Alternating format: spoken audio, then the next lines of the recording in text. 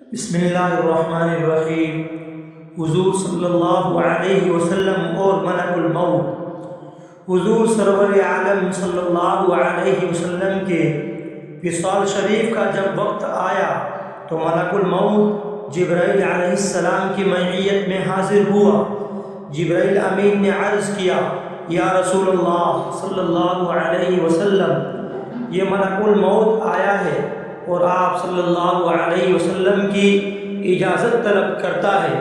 حضور، اس نے آج تک کبھی نہ کسی سے اجازت لی ہے اور نہ آپ کے بعد کسی سے اجازت لے گا۔ حضور اگر اجازت دیں تو یہ اپنا کام کرے۔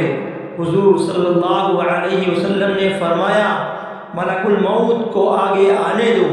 چنانچہ ملک الموت آگے بڑھا اور عرض کرنے لگا، یا رسول اللہ صلی اللہ علیہ وسلم، اللہ تعالیٰ نے مجھے آپ کی طرف بھیجا ہے اور مجھے یہ حکم دیا ہے کہ میں آپ کا ہر حکم مانوں اور جو آپ فرمائیں میں وہی کروں، لہذا آپ اگر فرمائیں تو میں روح مبارک قبض کروں ورنہ واپس چلا جاؤں۔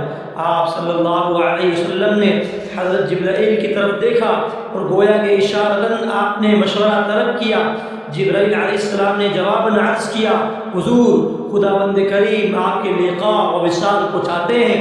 حضور صلی اللہ علیہ وسلم نے فرمایا، تو اے ملک الموت، تمہیں جان لینے کی اجازت ہے۔